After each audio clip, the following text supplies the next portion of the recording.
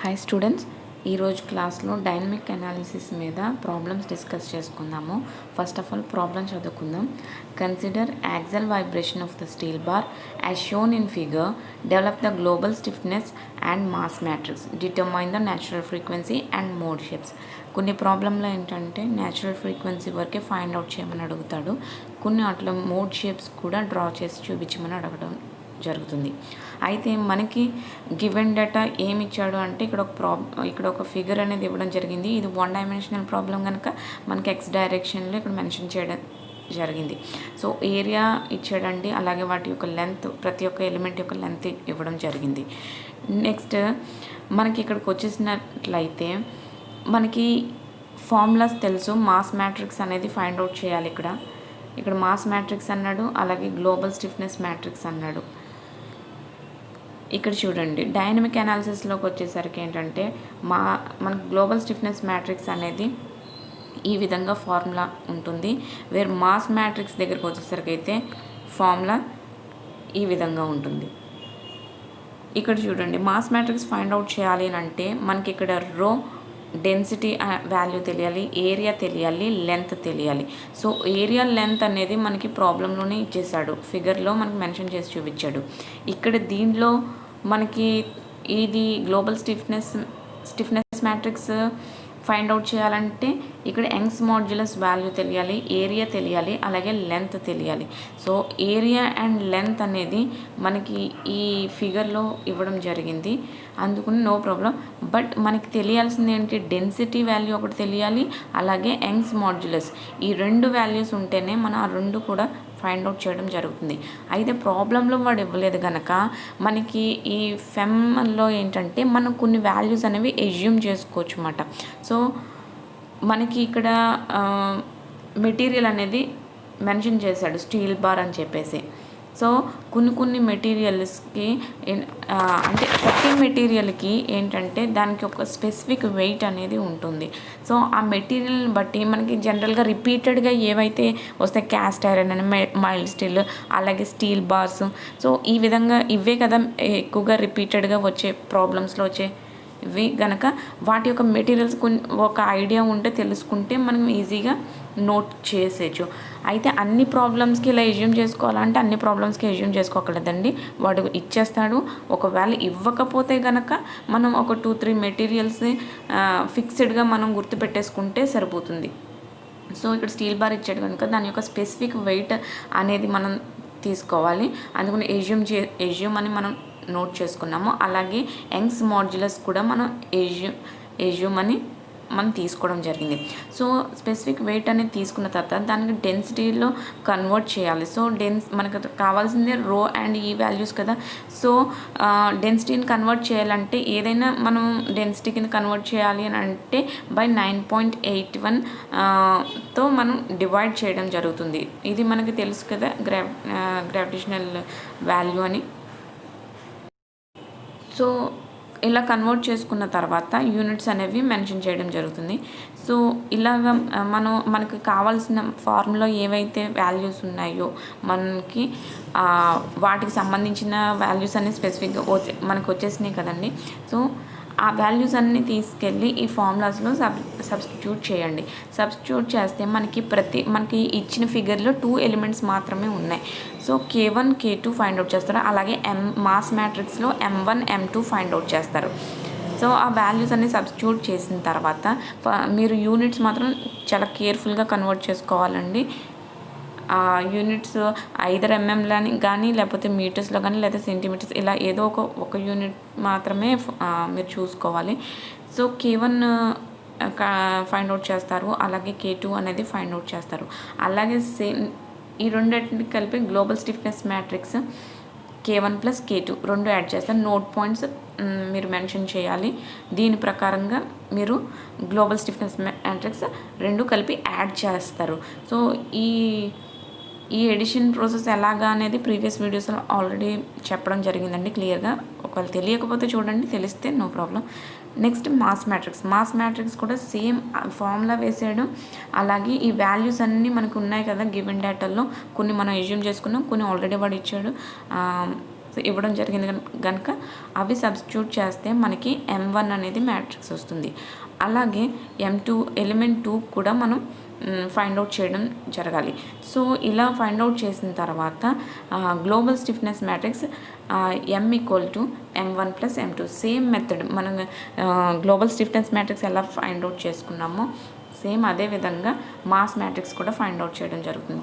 ఇక్కడి నుంచి మనకి ప్రాసెస్ అనేది చేంజ్ అవుతుంది. సో వాడు అక్కడ మనకి ఏం ఫైండ్ అవుట్ చేయమన్నాడు, ఫ్రీక్వెన్సీ. ఇక్కడ చూడండి క్వశ్చన్లో ఏం ఫైండ్ అవుట్ చేయమన్నాడు,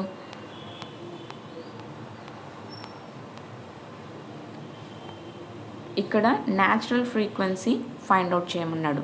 న్యాచురల్ ఫ్రీక్వెన్సీ అంటే ఎఫ్ ఫైండ్ అవుట్ చేయాలంటే ఎఫ్ ఫార్ములా √λ/2π.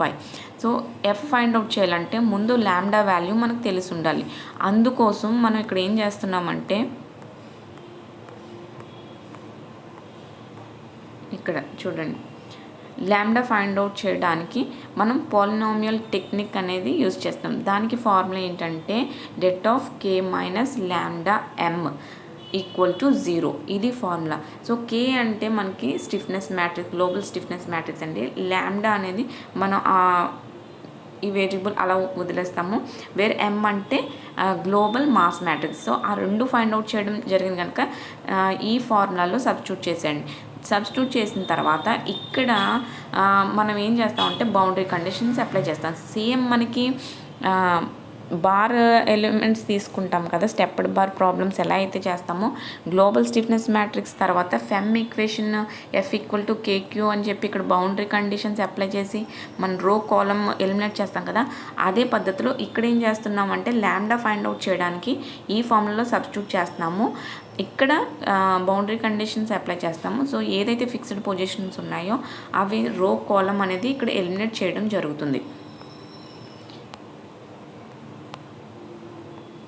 సో ఇక్కడ ఈ రో అండ్ కాలమ్ అనేది ఎలిమినేట్ చేస్తుంది. సో మిగిలినది ఏదైతే ఉందో దాన్ని ఏం చేస్తున్నాము, ఇది ఇక్కడ మైనస్ సింబల్ ఉంది కదండి, అంటే ఈ మ్యాట్రిక్స్ మైనస్ ఈ మ్యాట్రిక్స్.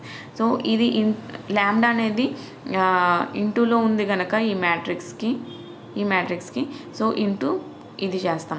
ఇది చేసిన తర్వాత సో ఇది ఫస్ట్ ఎలిమెంట్ కదా, 13.125 × 10⁸ అంటే ఇది మైనస్ 19 అంటే ఇక్కడ ఈ వాల్యూ అనేది వేసేస్తాం. అలా ఇది మైనస్ ఇది, ఈ మ్యాట్రిక్స్ మైనస్ ఈ మ్యాట్రిక్స్ వాల్యూస్ అన్నీ వేసేయడం జరుగుతుంది.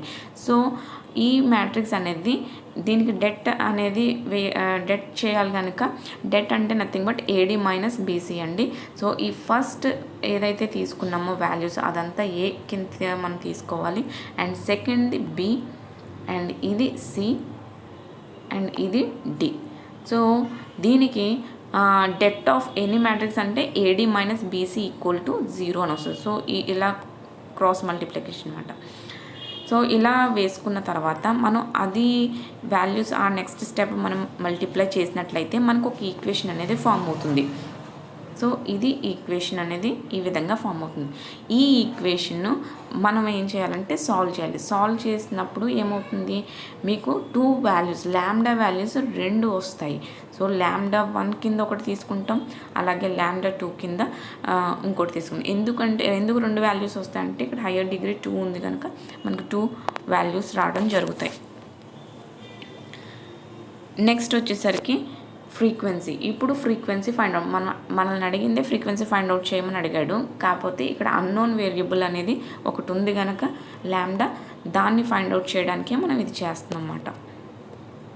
సో ఫ్రీక్వెన్సీ ఫార్ములా వేసుకుని లాంబ్డా వాల్యూ సబ్స్టిట్యూట్ చేయండి, మనకి ఫ్రీక్వెన్సీ వాల్యూస్ అనేవి రావడం జరుగుతాయి, F1 అండ్ F2. ఎందుకంటే అక్కడ మనకి λ1 λ2 లాంబ్డా వాల్యూస్ వచ్చినాయి, అందుకనే మనకి 2 ఫ్రీక్వెన్సీ వాల్యూస్ రావడం జరుగుతుంది. సో అలా వేసుకున్న తర్వాత ఇప్పుడు ఏం చేస్తున్నాము, మనకి ఇప్పుడు ఇక్కడి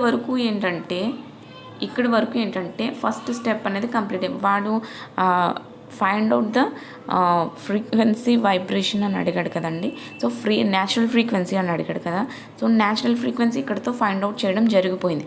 అయితే వాడు ఎక్స్ట్రాగా ఏం అడిగాడు, అండ్ మోడ్ షేప్స్ కూడా ఫైండ్ అవుట్ చేయమంటున్నాడు. అంటే మోడ్ షేప్స్ అంటే ఏంటంటే ఇది వైబ్రేట్ అయిన తర్వాత దాని యొక్క నోడల్ డిస్ప్లేస్మెంట్ ఎంత డిస్టెన్స్లో ఉంది, ఏ విధంగా ఉంది అనేది మనకి ఆ ఫ్రీక్వెన్సీ ఆ డిస్ప్లేస్మెంట్ అనేది గ్రాఫికల్గా రిప్రజెంట్ చేయమని అడుగుతున్నాడు. అందుకోసం మనం ఏం చేస్తాము అని అంటే ఇక్కడ ఇవి ఫైండ్ అవుట్ చేయడం జరుగుతుంది అన్నమాట. ఇవి Q1 నోడల్ డిస్ప్లేస్మెంట్ తెలియాలి అంటే Q వాల్యూసే కదా మనకు తెలియాలి. సో Q వాల్యూస్ తెలియాలంటే మనం ఫార్ములా అనేది ఈ విధంగా వేసుకోవడం జరుగుతుంది. ఇక్కడ మనకి ప్రీవియస్ ఈక్వేషన్లో ఇది మొత్తం మనకు తెలుసు. వేరే ఎక్స్ అనేది ఏంటి అని అంటే ఎక్స్ అనేది ఏంటంటే నథింగ్ బట్ క్యూస్ మాట, డిస్ప్లేస్మెంట్ మాట. అంటే Q1, Q2, Q3 ఇవి. అయితే Q1 ఆల్రెడీ మనకి 0 అని తెలుసు కనుక మనం కేవలం Q2 అండ్ Q3 మాత్రమే వేసుకుంటాం. అందుకనే సేమ్ ఇదే ఫార్ములాలో మనకి ఈ గ్లోబల్ స్టిఫ్నెస్ మ్యాట్రిక్స్ తెలుసు, మాస్ మ్యాట్రిక్స్ తెలుసు, లాంబ్డా వాల్యూ తెలుసు. ఇక్కడ ఫస్ట్ మనకి 2 వాల్యూస్ వచ్చినాయి కదండి, λ1 λ2 అంటే. సో మోడ్ షేప్స్ కూడా 2 వస్తాయి అన్నమాట. అంటే ఇక్కడ λ1 వాల్యూ సబ్స్టిట్యూట్ చేసి మనం ఫైండ్ అవుట్ చేసినప్పుడు Q2, Q3 వాల్యూస్ ఒక రకంగా వస్తాయి. λ2 వాల్యూ వచ్చిన వాల్యూ సబ్స్టిట్యూట్ చేస్తే Q2, Q3 అనేది అనదర్ వాల్యూస్ రావడం జరుగుతాయి. సో మొదట వచ్చిన వాల్యూస్తో మనం గ్రాఫికల్గా రిప్రజెంట్ చేసేది ఒక మోడ్ షేప్ అవుతుంది. రెండోది చేసినప్పుడు వచ్చే వాల్యూస్తో మనం రిప్రజెంట్ చేస్తే సెకండ్ షేప్ అవుతుంది. ఆ విధంగా అన్నమాట. సో సబ్స్టిట్యూట్ చేసిన తర్వాత ఇక్కడ రో ఇంటూ కాలం చేస్తాం. ఇక్కడ తీసుకున్నప్పుడు ఏంటంటే ఫస్ట్ రో వాల్యూస్ మాత్రమే మనం తీసుకోవడం జరిగింది. సో ఫస్ట్ రోనే తీసుకోవాలంటే అలా అని కాదు, మీరు సెకండ్ రో కూడా తీసుకోవచ్చు. అయితే ఇక్కడ ఏంటంటే ఏది తీసుకున్నా ఒకటే కాబట్టి మనకి ఫస్ట్ది తీసుకోవడం జరిగింది. సో మీరు తీసుకోవాలంటే 2 ఈక్వేషన్స్ కింద ఫామ్ చేసి ఆ 2 సాల్వ్ చేసి అన్నా చేసుకోవచ్చు. లేదు అంటే మనకి ఈ ఫస్ట్ రో ఒకటి తీసుకొని మనకి ఏంటంటే వాల్యూస్ కోసమే కనుక సో అలా ఒకటి తీసుకుంటే సరిపోతుంది. సో ఇలా తీసుకున్న తర్వాత ఇక్కడ ఏంటి అంటే Q3 = మనకి ఇలా వచ్చింది కదండి. ఇలా వచ్చిన తర్వాత దీన్ని సాల్వ్ చేస్తే Q3 వాల్యూ ఏమొచ్చింది, విత్ రెస్పెక్ట్ టు Q2 వచ్చింది. సో ఇక్కడ ఏంటంటే 2 కూడా Q2 వాల్యూస్ కిందే మనం తీసుకోవడం జరిగింది. సో ఇక్కడ Q3 కూడా విత్ రెస్పెక్ట్ టు Q2 తీసుకోవడం జరిగింది. సో Q2 అండ్ Q3 రెండు కూడా మనం ఏంటంటే Q2s కిందే తీసుకున్నాము. సో Q2s కింద తీసుకోవాలి, Q3s కింద కూడా మనం తీసుకోవచ్చు. ఎందుకంటే మనకి ఈజీ అయిపోతుంది మన వాల్యూ తీసుకోవడానికి. ఇప్పుడు సెపరేట్గా అనుకోండి మనకి లెందీ అయిపోతుంది అన్నమాట. So with respect to Q2 తీసుకున్నాం అనుకోండి, Q2 వాల్యూ ఫైండ్ అవుట్ చేసిన వెంటనే సబ్స్టిట్యూట్ చేస్తే మనకి ఈజీగా Q2 అండ్ Q3 వాల్యూస్ రావడం జరుగుతుంది. సో నెక్స్ట్ నార్మలైజేషన్ పద్ధతి అంటే ఆ ప్రాసెస్ చూసినట్లయితే, ఆ మెథడ్ చూసినట్లయితే మీకు అప్పుడు అర్థమవుతుంది, క్లారిటీ వస్తుంది ఇక్కడ ఈ విషయంలో. ఇక్కడ మనం నార్మలైజేషన్ చేస్తున్నమాట.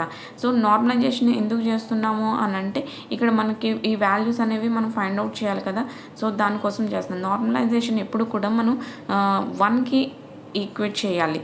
సో నార్మలైజేషన్ చేసినప్పుడు ఏంటంటే మాస్ మ్యాట్రిక్స్ మనకి left hand side, right hand side ఈ ఈక్వేషన్ ఏదైతే ఉందో డిస్ప్లేస్మెంట్ వాల్యూస్ ఏవైతే వచ్చినాయో అవి mass matrix left hand side, right hand side మనం మల్టిప్లై చేయాలి. అయితే ఒకటి ట్రాన్స్పోజ్ తీసుకున్నాం, ఒకటి నార్మల్ తీసుకున్నాము.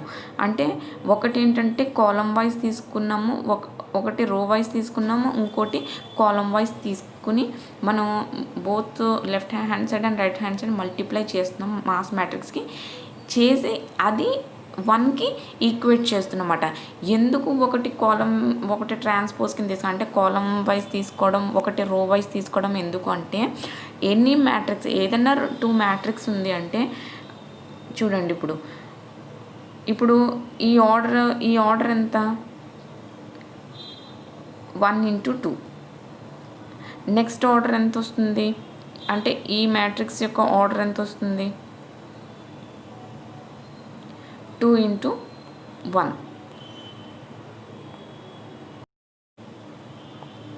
ఇప్పుడు చూడండి, ఈ మ్యాట్రిక్స్ ఉంది కదా, ఇప్పుడు మనం ఒకటి కాలం వైజ్ తీసుకున్నాము, తర్వాత ఇంకోటి రో వైజ్ తీసుకున్నాం కదా. దీన్ని n×m ఆర్డర్ ఎంత అంటే ఈ మ్యాట్రిక్స్ యొక్క ఆర్డర్ ఎంత అంటే 1×2 అని చెప్తాం, అంటే 1 రో 2 కాలమ్స్ అని అర్థం. నెక్స్ట్ మాస్ మ్యాట్రిక్స్ యొక్క ఆర్డర్ ఎంత 2×2, 2 rows and 2 columns. Next matrix column matrix యొక్క ఆర్డర్ ఎంత 2×1, అంటే 2 రోస్ 1 కాలమ్. ఎప్పుడు కూడా మనకి ఏంటంటే రెండు మ్యాట్రిక్స్ ఏదైనా మల్టిప్లై చేయాలి అని అంటే దాని యొక్క ఫస్ట్ మ్యాట్రిక్స్ యొక్క కాలమ్ అండ్ సెకండ్ మ్యాట్రిక్స్ యొక్క రో వాల్యూస్, అంటే దాని యొక్క ఆర్డర్ అనేది ఒకే విధంగా ఉండాలి. ఇక్కడ 2 ఉంది, ఇక్కడ 2 ఉంది కదా, ఇలా ఉంటేనే మనకి మల్టిప్లికేషన్ పాసిబుల్ అవుతుంది.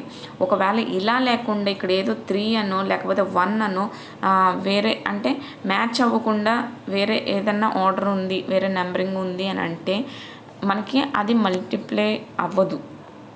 అందుకునే మనం ఇక్కడ ఏం చేస్తున్నాం, ఒకటి కాలం వైజ్ అప్పుడు రో వైజ్ చేస్తున్నాం.